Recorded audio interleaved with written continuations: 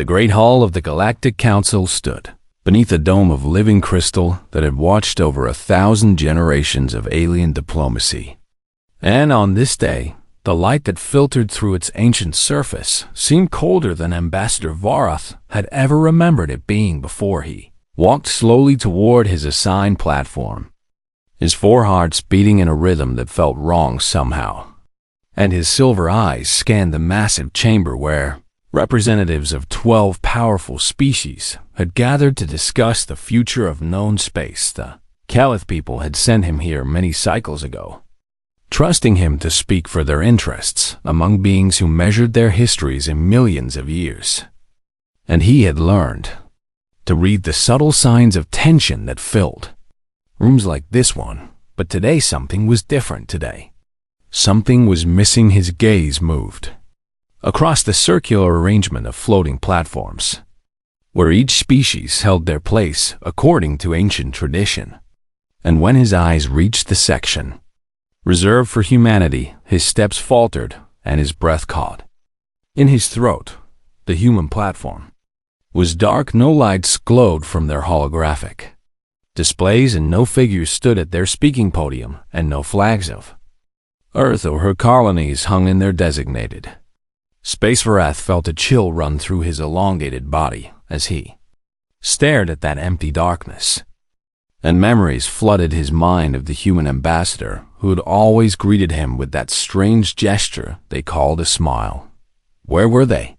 High Arbiter Thesan glided to her central position on tendrils of pure light, her form ancient and terrible and beautiful all at once, and her voice rang out across the chamber like bells made of starlight. "The council shall convene," she announced, and her luminescent fronds rippled with the authority of one who had guided galactic law since before most species had discovered fire. "We have matters of great importance to discuss regarding the trade routes through the Volani corridor." "High Arbiter," Varath called out, and his voice echoed strangely in the vast space. "Should we not first address the absence of the human delegation?" Thesan turned her ancient gaze upon him, and in her eyes he saw something that might have been amusement or perhaps contempt. "The humans have not sent word of their absence," she replied, and her tone carried the dismissiveness that so many elder species reserve for humanity. "Perhaps they are delayed by some minor crisis on one of their little worlds." Laughter rippled through the chamber from several platforms at once. The Rethki delegate, a creature of chitinous plates and compound eyes, clicked his mandibles in what passed for humor among his kind.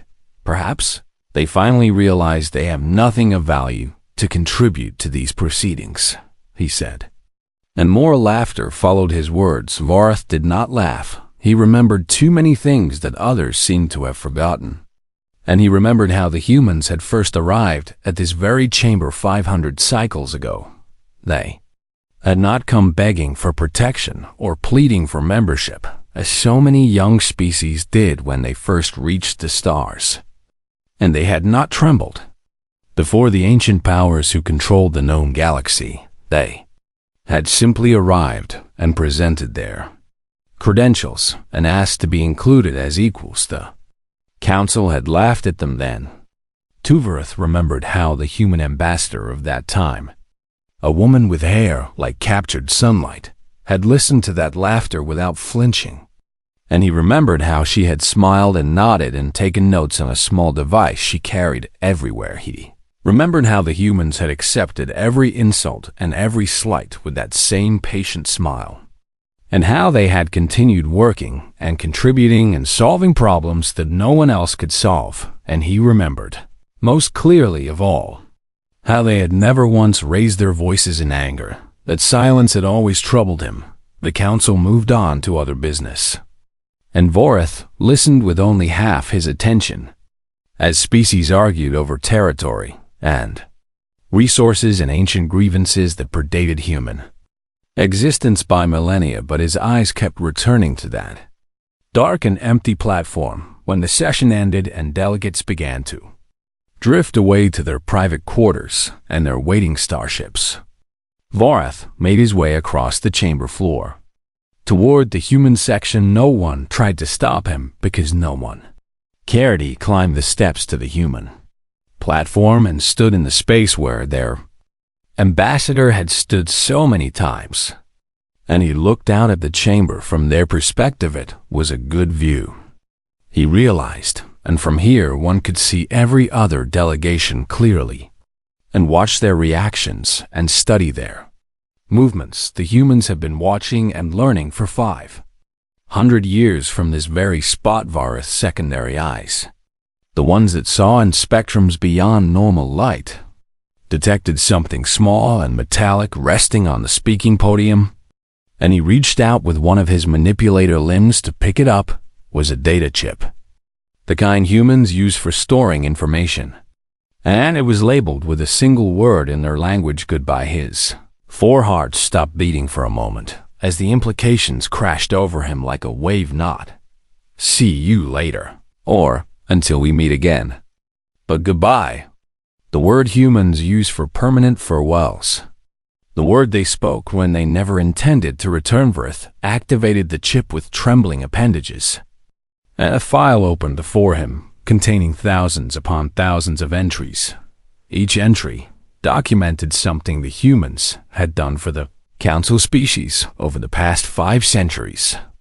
And as he scrolled through the list, his horror grew with every passing moment. Medical breakthroughs that had saved billions of lives across a dozen worlds were credited to human researchers who had shared their work freely, engineering solutions that kept space stations stable and starships running efficiently. Had been quietly provided by human technicians who asked for nothing in return. Diplomatic crises that could have erupted into wars had been diffused by human mediators working behind the scenes, and no one had ever acknowledged their efforts. The list went on and on, entry after entry of contributions that the council had accepted without gratitude and forgotten without shame. At the very bottom of the file, Varith found a message written in simple words that cut deeper than any blade.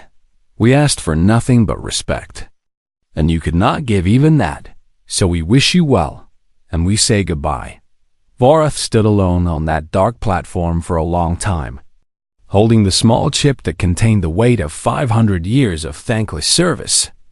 And he understood at last what the humans had been doing all along. They had been keeping score, and now they had decided that the game was no longer worth playing.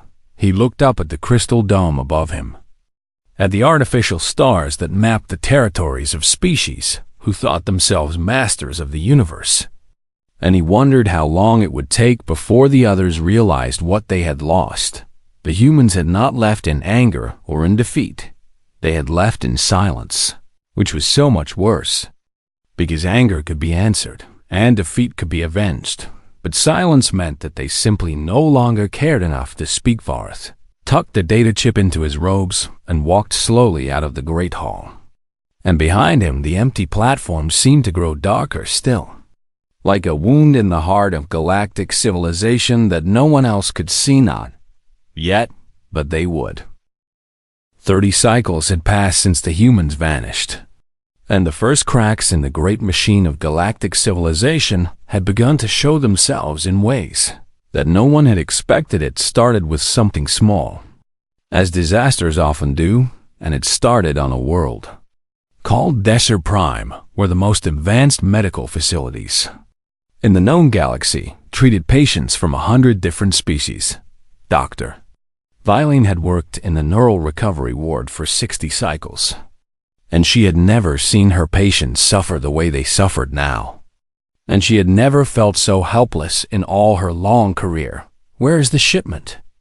She demanded, her communication tendrils flashing with barely controlled panic as she confronted the supply administrator. We were supposed to receive Compound 7 Alpha 3 cycles ago. The administrator, a small creature with too many eyes and not enough answers, trembled before her anger. The shipment never came, he admitted, and his voice was barely a whisper. The human supply stations have gone dark, and no one knows why. Then contact another supplier, Violene snapped. This compound is essential for preventing neural decay in 12 different species. There is no other supplier, the administrator said. And those words hung in the air like a death sentence.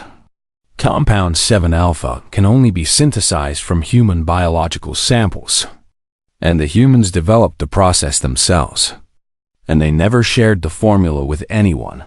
Violin stared at him in disbelief as the truth of their situation became clear. Humans had been providing this medicine freely for over 300 cycles, and the galaxy had simply accepted it as though it were their right to receive such gifts. And no one had ever thought to ask what would happen if the humans stopped giving. Now they knew across the galaxy. Similar scenes played out in 1,000 different places as the invisible threads that held civilization together began to snap. One by one, the Rethki hive fleets had ruled the space lanes for 10,000 years. Their navigation systems legendary for their precision and their reliability. And no Rethki admiral had ever doubted that their ships could travel anywhere in the known universe without fear of becoming lost. Admiral Crick stood on the bridge of his flagship and watched in horror as his navigation display filled with error messages and impossible readings. What is happening? He demanded, his mandibles clicking in agitation. Our systems have never failed like this.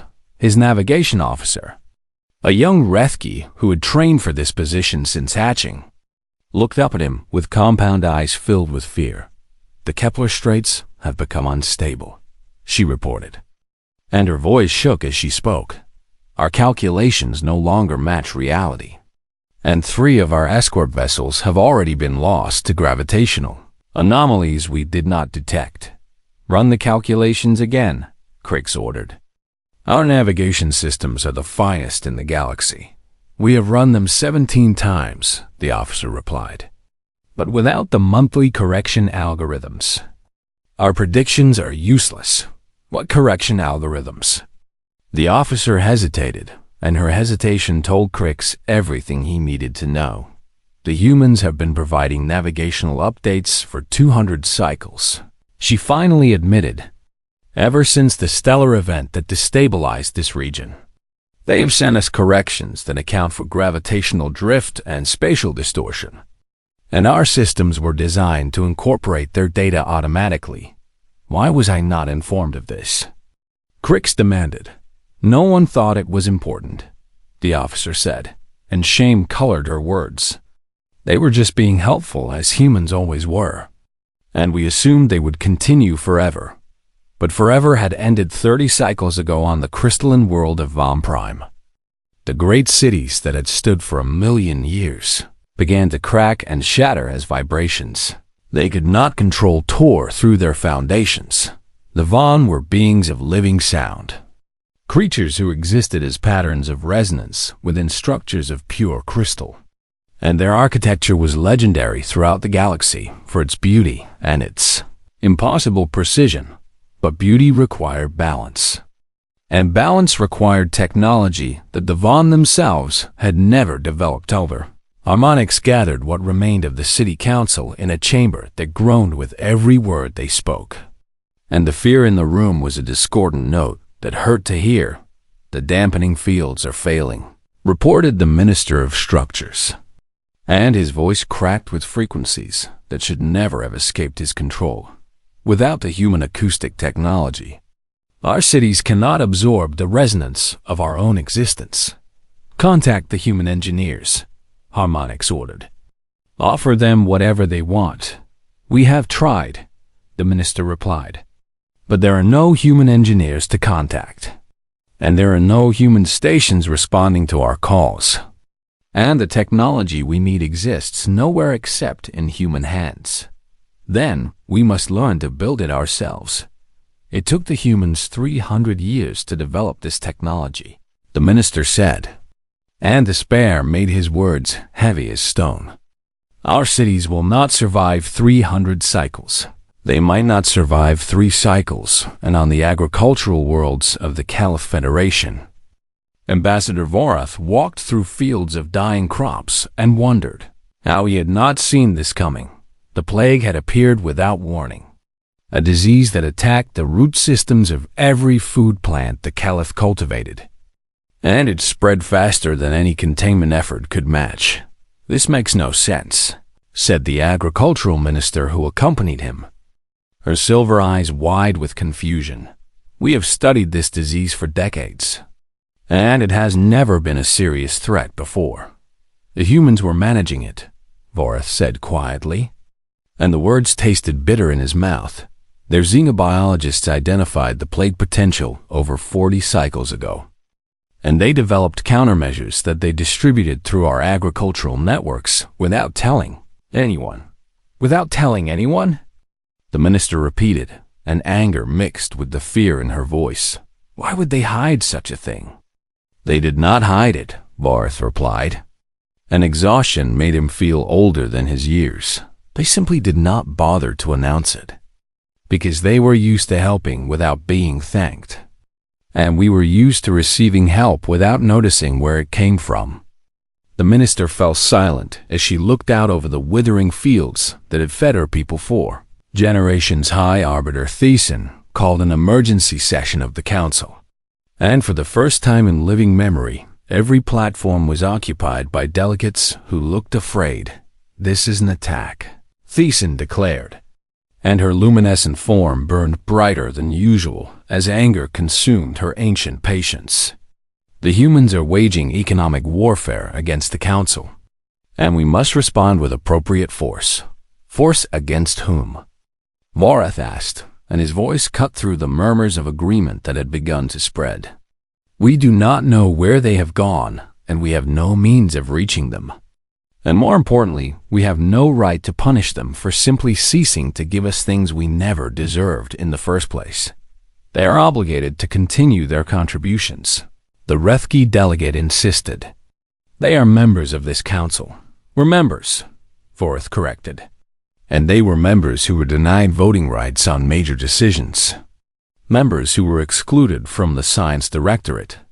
Members whose colonies were seized and redistributed to older species who claimed priority. And members who were mocked and dismissed every time they tried to speak. Their contributions were expected," Thiessen said, and her words carried the weight of ancient authority. "Expected but never valued," Vorath replied, and he held up the data chip he had found on the human platform. "I have read their farewell message, and it contains no demands and no threats and no ultimatums. Only a list of everything they gave us, and a single sentence at the end." He activated the chip and projected its final words for everyone to see. "We ask for nothing but respect. And you could not give even that." The chamber fell silent as those simple words hung in the air. And for the first time, Vorath saw doubt creeping into the faces of beings who had never doubted anything in their long and privileged lives. The humans had not left in anger. They had left in disappointment, which was somehow far more terrible, because anger could be soothed, but disappointment meant that hope had already died. And as the council debated and blamed and accused each other of driving the humans away, the galaxy continued to unravel around them, thread by thread, system by system, world by world. The humans had been the silent foundation that held everything together, and now that foundation was gone. 100 cycles after humanity vanished, the Galactic Council had torn itself apart with blame and accusations and ancient hatreds that had been waiting for an excuse to surface. Vaughn blamed the Dasari for their constant mockery of human emotions, saying that such cruelty had driven the humans to abandon species who could not even pretend to value kindness. The Dasari blamed the Rethki for voting to exclude humans from the Science Directorate, arguing that no self-respecting species would remain among those who denied them the right to contribute to knowledge. The Rethki blamed the Caliph, whose merchant guilds had undercut human trade for centuries and stolen markets that humans had developed through their own hard work, and the Caliph blamed everyone, because Vorath had been speaking the truth for 100 cycles, and no one had listened, and now it was two late wars had erupted in 3 sectors as species fought over the resources that humans used to provide freely. And millions had died in conflicts that would never have happened if anyone had simply treated humanity with basic dignity. But Vorath no longer cared about the politics of the council. He had a different mission now, one that had consumed his every waking moment since he first read that farewell message. And that mission had led him here to the edge of known space where humanity had once maintained their border stations. His ship, a small Calith explorer equipped with the best sensors his people could build, drifted toward the coordinates that used to mark the boundary of human territory. "Anything on the scanners?" he asked his pilot, a young Calith named Thiessen, who shared nothing with the High Arbiter except her name. "Nothing," Thiessen replied, and confusion colored her silver voice. "And that is what troubles me, Ambassador, because there should be something. Whether stations or debris or signal beacons or anything at all." Vorath leaned forward in his chair and stared at the view screen that showed only empty stars. "Take us closer." The ship moved forward, and Vorath watched the distance counter decrease as they approached the invisible line that had once separated human space from Council territory, and then everything stopped. The ship lurched as though it had struck a solid wall, and alarms screamed throughout the small vessel. And Thiessen fought with her controls as the engines pushed against something that should not have existed. "Full reverse," Vorath ordered, and the ship pulled back from whatever barrier they had encountered. He sat in stunned silence as the truth became clear. There was something there. Something invisible and impossibly strong. Something that stretched across the void like a wall built from nothingness itself. "Scan the barrier," he said, and his voice sounded strange in his own ears. Thiessen worked her instruments with practiced skill, and her confusion deepened with every reading she took. "I cannot scan it," she admitted. "My sensors detect nothing, no energy signature, and no mass and no radiation of any kind. But there is clearly something there because our ship cannot pass through." "How far does it extend?" "More scanning, more impossible readings, more silence. I cannot find an edge," Thiessen finally said. And fear had crept into her words. "Ambassador, this barrier appears to extend for 17 light years in every direction. And it is growing 17 light years. The entire human territory had been sealed behind a wall that no sensor could detect and no ship could penetrate. A barrier built from technology that the Council had never seen and could not understand." Vorath thought back to all the times the Council had dismissed human technology as primitive and their science as immature, and their species as children playing. At being adults, he thought about how the humans had smiled at those insults and nodded politely and taken notes on their little devices, and he understood at last what those notes had really meant. They were never the weaker party, he said aloud, and the words fell into the silence of the ship like stones into deep water. They let us believe they were inferior because it suited them to be underestimated. How is that possible? Thiessen asked. We monitored their development for 500 cycles, and we knew their capabilities, and we were certain they posed no threat to the established order. We knew what they allowed us to know, Vorath replied. Nothing more and nothing less. He thought about the barrier they had just encountered. Technology that could seal off 17 light years of space with no detectable energy signature. And he wondered what else the humans had hidden beneath their patient smiles. The medical compounds they had provided, the navigational algorithms they had shared, the engineering solutions they had offered so freely. All of those gifts had seemed like the products of a young species, eager to prove its worth. But what if they had been something else entirely? What if the humans had been testing the Council, watching to see how the elder races would treat a species they believed to be weaker? And what if everything they gave had been chosen carefully to create dependence without revealing the true extent of human capabilities?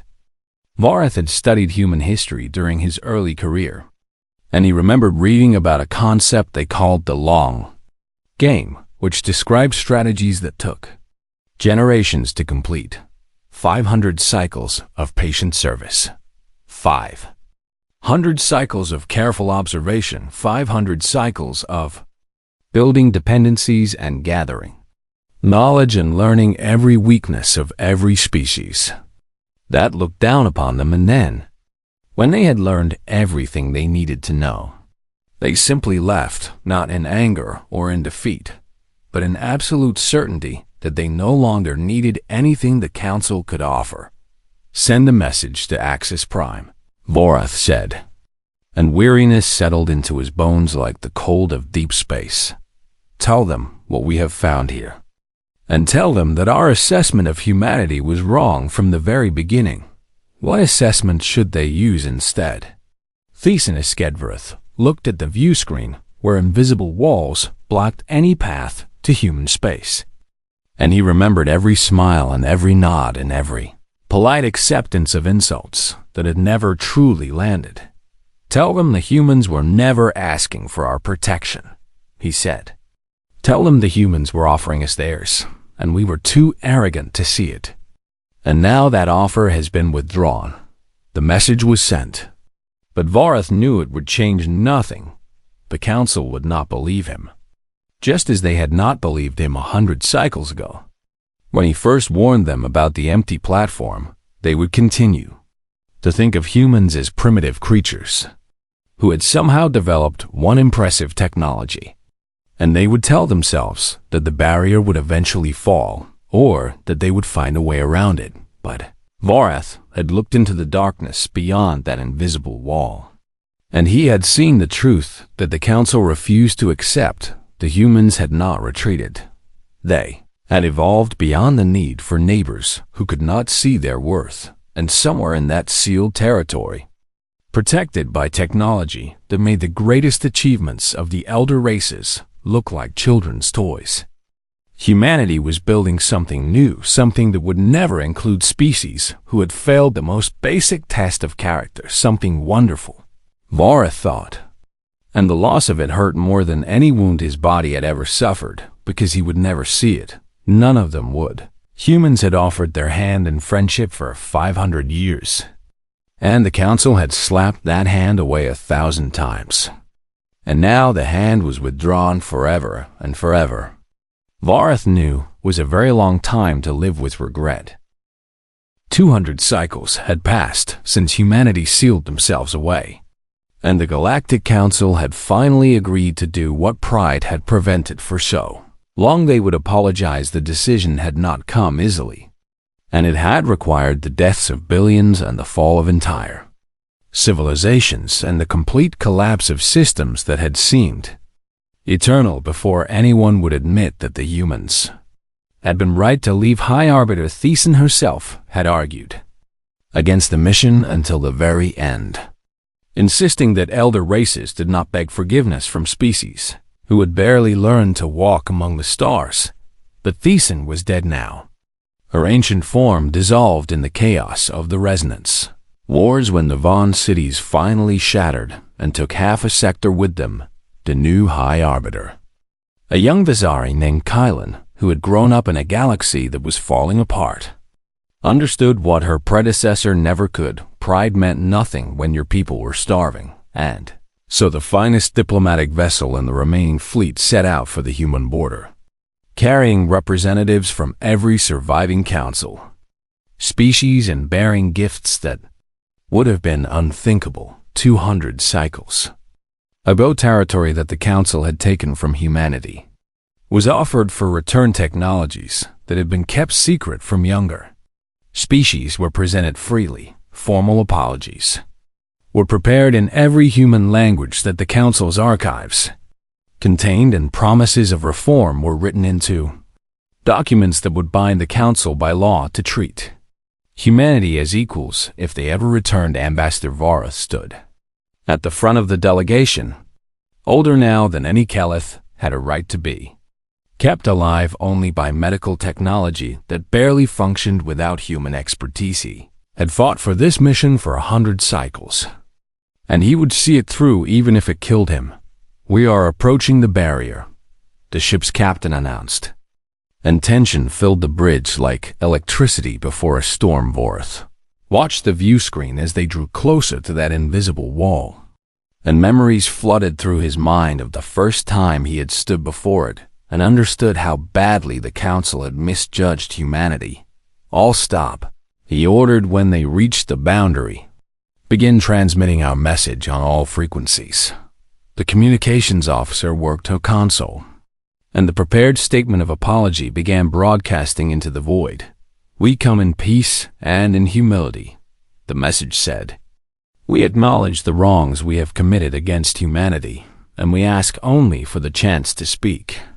And we offer whatever amends you require," the message repeated again and again, cycling through every known frequency and every language and every communication protocol the Council had ever developed. Hours passed, then days. Delegation waited at the edge of that impenetrable wall, sending their pleas into the darkness and receiving nothing in return. Some delegates grew angry and demanded that stronger measures be taken. Others grew afraid and wanted to return home before whatever had happened to humanity happened to them as well. But Vorth refused to leave. "They must know we are here," he insisted. "Their technology is too advanced for them to miss our signals. So their silence is a choice, and we must be patient." On the 7th day, something changed. A small object drifted toward them from beyond the barrier, passing through the invisible wall as though it did not exist, and scans revealed it to be an automated beacon of human design. "It is activating," the communications officer reported, and her voice trembled with hope that she could not quite suppress. The beacon projected a holographic image into the center of the bridge, and every eye turned toward the figure that appeared before them. She was human.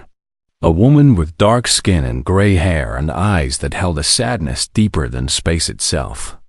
And she wore the uniform of the human diplomatic corps that had not existed for 200 cycles. When she spoke, her voice was calm and gentle and utterly final. "If you are receiving this message, then you have come to ask us to return. And we want you to know that we anticipated this moment long before we left."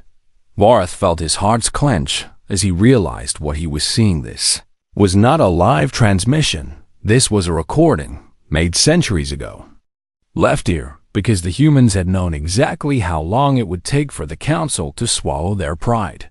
"We want you to understand something important," the woman continued.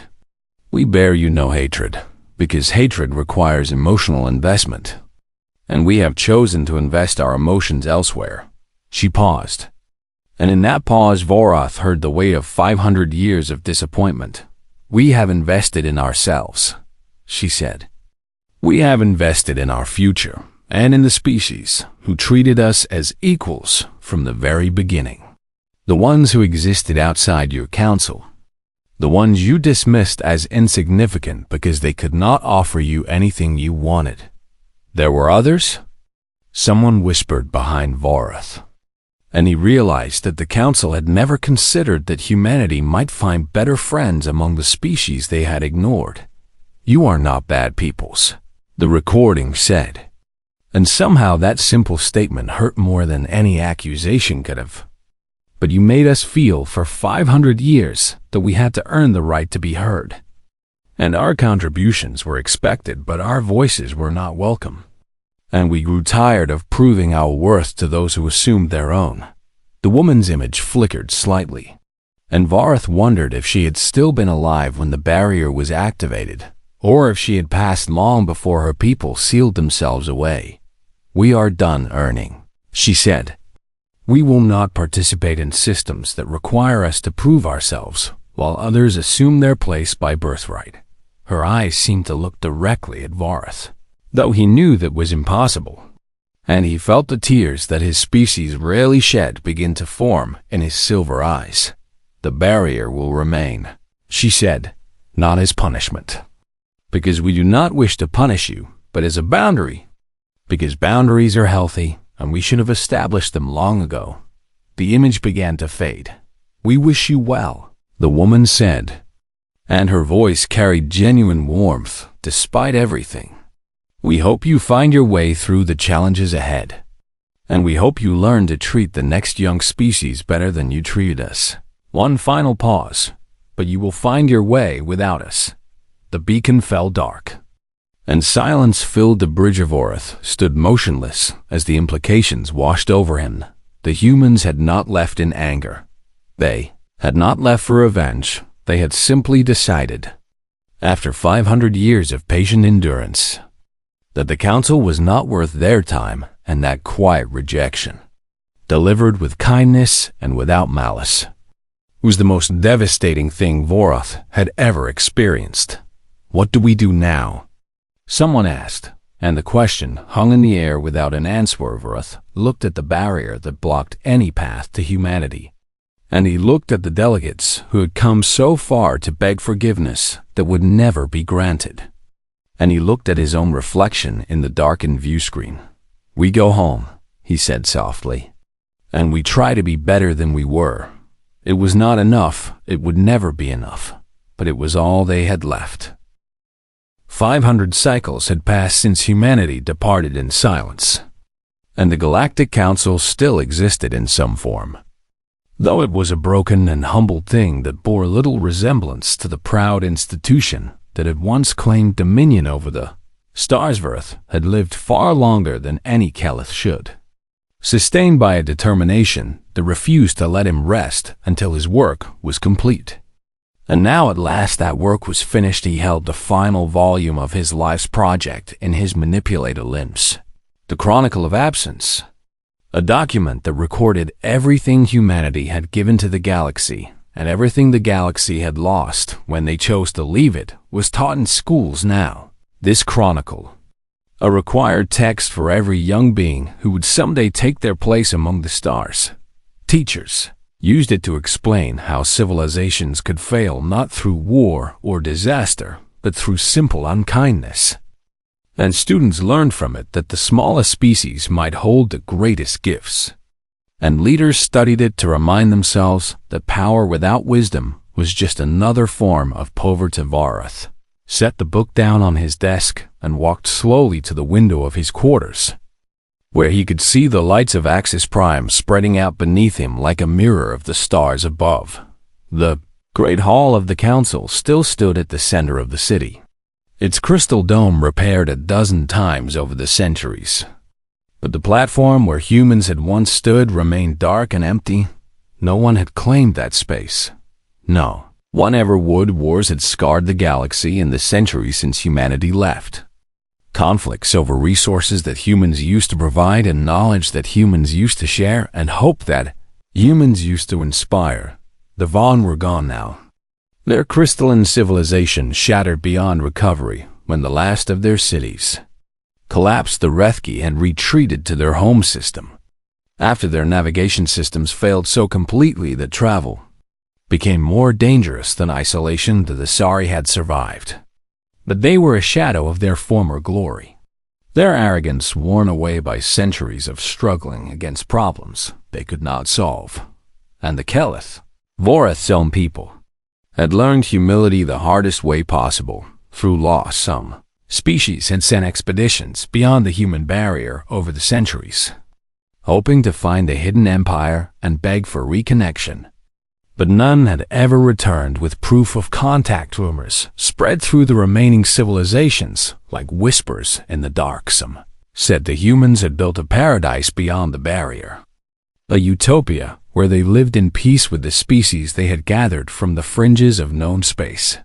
Others claimed the humans had transcended physical form entirely, evolving into beings of pure energy or thought or something else that no translator could express. A few insisted the humans were watching and waiting, preparing for some great return that would either save the galaxy or judge it for its failures. Vareth did not know which stories were true, if any. but he had his own theory that he had never shared with anyone. He believed the humans were simply living, doing what they had always done.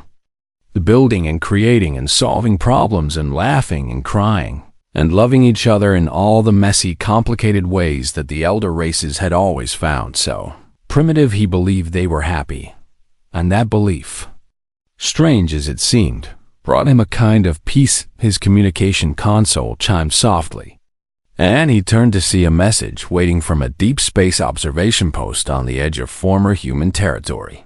Opened it with hands that trembled from age rather than fear, and he read the brief report that the observer had sent detected faint signals from beyond the barrier. The message said, "Human origin confirmed. Content appears to be music and spoken conversation. Unable to translate due to linguistic drift." Vareth smiled, something he rarely did anymore, and he activated the attached audio file. What came through his speakers was strange and beautiful. Sounds that were clearly human in origin, but had evolved over 5 centuries into something new. He heard instruments that did not exist when humanity left. Melodies that followed patterns no council species had ever imagined. And voices singing in languages that had grown beyond any dictionary the galaxy possessed. But underneath all of that alien beauty, Vareth could still hear something familiar. He could hear joy. The humans were thriving out there, beyond their barrier of silence. And they had built something wonderful from the ashes of their disappointment. Vath listened until the signal faded back into static. And then he sat in silence for a long time, thinking about choices and consequences and the strange paths that history could take. He thought about the human ambassador he had met 500 cycles ago. The one who had smiled at every insult and taken notes on every slight. He wondered if she had known, even then, that her people would someday seal themselves away from neighbors who could not see their worth. He wondered if she had been sad about it or relieved or simply resigned to an outcome that had been inevitable from the moment the council first laughed at humanity's request for equality. The door to his quarters opened, and his assistant entered with a tablet full of messages and requests and all the business of a galaxy that still needed tending. "Ambassador Vareth," she said, "the council is convening to discuss the new agricultural initiative, and your presence has been requested." Vareth looked at her. This young Caliph, who had grown up in a galaxy shaped by human absence, and he saw in her eyes a humility that his generation had never possessed. "Tell them I will be there shortly," he said. "But first, please ensure that the observation post continues monitoring those signals from beyond the barrier." "Of course," his assistant replied. "May I ask why those signals are so important to you?" Vareth considered the question for a long moment before answering. "Because they remind me of what we lost," he said. "And more importantly, they remind me of why we lost it." The assistant nodded, though Vareth suspected she did not fully understand, and she left him alone with his thoughts and his chronicle and the fading echoes of human music. He turned back to his window and looked out at the stars, somewhere among which humanity was living and growing and becoming something magnificent. They had been the quiet helpers, the patient servants, the smiling faces that absorbed every insult without complaint, and the galaxy had mistaken their kindness for weakness and their patience for submission and their generosity for obligation. Now the humans were gone, and their departure had taught the remaining species a lesson that would echo through generations. The greatest tragedy was not the one announced with fury and flames. The greatest tragedy was the one that came in silence, when those who had given everything simply walked away because they realized their gifts had never been value-add. Vareth picked up his chronicle and held it close to his chest. This book was his apology, the only one he could offer, a record of humanity's contributions that would ensure no one ever forgot what they had lost. It would not bring the humans back, nothing would, but perhaps someday some young species would read these pages and learn from the mistakes of their elders. Perhaps they would treat the next small and hopeful civilization with the respect it deserved. Perhaps they would understand that kindness was not weakness, and patience was not submission, and silence was not agreement, and perhaps, in that understanding, something of humanity's legacy would survive, even if the humans themselves were gone. Forever Verith closed his eyes and listened one more time to the distant music that no one else would ever hear, and in the silence of his quarters, surrounded by the ghosts of 500 years of regret, he smiled because somewhere beyond the barrier, humanity was happy, and that, in the end, was enough.